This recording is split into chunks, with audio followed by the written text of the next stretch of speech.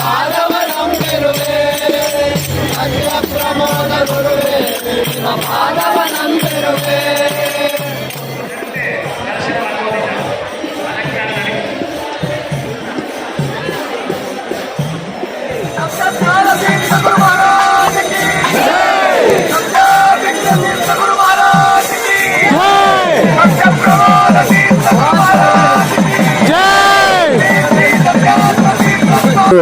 ನರಸಿಂಹದೇವರ ಜಯಂತಿ, ನರಸಿಂಹ ಜಯಂತಿ ಅಂತ ನಾವು ಪ್ರತಿ ವರ್ಷ ಮಾಡ್ತೇವೆ.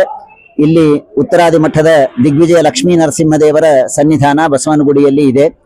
ಪರಮ ಪೂಜ್ಯ ಶ್ರೀ ಶ್ರೀ ಸತ್ಯಾತ್ಮತೀರ್ಥ ಶ್ರೀಪಾದಂಗಳವರು ಉತ್ತರಾದಿ ಮಠಾಧೀಶರು, ಅವರು ಸ್ಥಾಪನೆ ಮಾಡಿದಂತಹ ಈ ನರಸಿಂಹದೇವರು ಸುಮಾರು 13 ವರ್ಷಗಳಿಂದ ಪ್ರತಿ ವರ್ಷ ಇಲ್ಲಿ ಅತ್ಯಂತ ವೈಭವದಿಂದ ನರಸಿಂಹ ಜಯಂತಿ ಉತ್ಸವ ಆಗತ್ತೆ. ಸುಮಾರು 16,000 ಜನ ಈ ಕಾರ್ಯಕ್ರಮದಲ್ಲಿ ಬೆಳಗಿನಿಂದ ಸಂಜೆಯವರೆಗೆ ಭಾಗವಹಿಸ್ತಾರೆ. ಬೆಳಿಗ್ಗೆ ಮಹಾಪಂಚಾಮೃತ ರಥೋತ್ಸವ ಕಾರ್ಯಕ್ರಮ ಆಯಿತು. ಸಾಯಂಕಾಲ ವಿಶೇಷವಾದಂತಹ ತೊಟ್ಟಿಲು ಪೂಜೆ.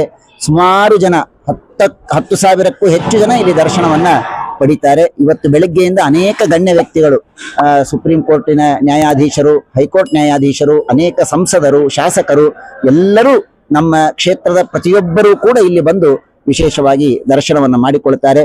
ಈ ಸಂದರ್ಭದಲ್ಲಿ ನಮ್ಮ ಗುರುಗಳು ಪರಮ ಪೂಜ್ಯ ಶ್ರೀಪಾದಂಗಳವರು ಆದೇಶ ಮಾಡಿದಂತೆ ಕಳೆದ 7 ದಿನಗಳಿಂದ ವಿಶೇಷವಾಗಿ ನಮ್ಮ ದೇಶದ ಸೈನಿಕರಿಗಾಗಿ ವಿಶೇಷ ಪ್ರಾರ್ಥನೆಯನ್ನ ಸಲ್ಲಿಸಲಾಗ್ತಾ ಇದೆ. ನರಸಿಂಹದೇವರ ವಿಶೇಷವಾದ ಜಪವನ್ನ ಸಾಮೂಹಿಕವಾಗಿ ನಾವು ಇಲ್ಲಿ ಮಾಡ್ತಾ ಇದ್ದೇವೆ.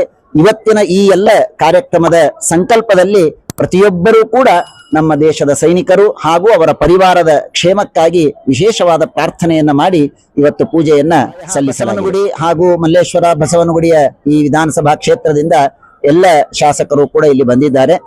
ಇವತ್ತು ಸಂಜೆಯೂ ಇನ್ನೂ ತುಂಬಾ ಜನ ಬರುವ ನಿರೀಕ್ಷೆಯನ್ನ ಕಲ್ಪಿಸಲಾಗಿದೆ.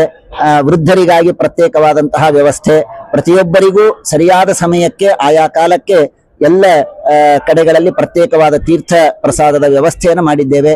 ಬೆಳಿಗ್ಗೆಯಿಂದ ರಾತ್ರಿಯವರೆಗೆ ಯಾರಿಗೆ ಸಮಯ ಇಲ್ಲ ಅವರಿಗೆ ಅನುಕೂಲ ಆಗಲಿ ಅಂತ ನಾವು ರಾಜಬೀದಿಯಲ್ಲೇನೆ ಬಂದ ಪ್ರತಿಯೊಬ್ಬರಿಗೂ ಪಾನಕ, ಕೋಸಂಬರಿ, ಮಜ್ಜಿಗೆ, ಬಿಸಿಬೇಳೆ ಬಾತು ಹೀಗೆ ಪ್ರಸಾದವನ್ನು ವಿತರಣೆ ಮಾಡ್ತಾ ಇದ್ದೇವೆ. ಇದು ರಾತ್ರಿಯವರೆಗೆ ಸುಮಾರು 10 ಗಂಟೆಯವರೆಗೂ ಈ ತರಹದ ಕಾರ್ಯಕ್ರಮ ಇಲ್ಲಿ ಇವತ್ತು ಕೊನೆಯ ದಿನ. ಕಳೆದ 7 ದಿನಗಳಿಂದ ಈ ಕಾರ್ಯಕ್ರಮ ನಡೀತಾ ಇದೆ. 7 ದಿನಗಳ ಕಾಲ ಸಾಯಂಕಾಲ ವಿಶೇಷವಾದ ಉತ್ಸವ ಇರುತ್ತೆ.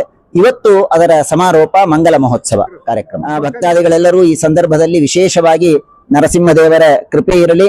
ಎಲ್ಲರೂ ಕೂಡ ಇಲ್ಲಿ ಬಂದ ಪ್ರತಿಯೊಬ್ಬರು ಈ ದೇಶದ ಈ ವಿಪ್ಲವದ ಅವಸ್ಥೆಯಲ್ಲಿ ವಿಶೇಷವಾಗಿ ನಮ್ಮ ದೇಶದ ಸೈನಿಕರಿಗಾಗಿ, ನಮ್ಮ ರಾಜ್ಯಕ್ಕಾಗಿ, ನಮ್ಮ ದೇಶಕ್ಕಾಗಿ ಪ್ರಾರ್ಥನೆಯನ್ನು ಮಾಡಬೇಕು. ಎಲ್ಲರಿಗೂ ಮಂಗಲವಾಗಲಿ ಅಂತ ಬಯಸ್ತಾ ಇದ್ದೇವೆ.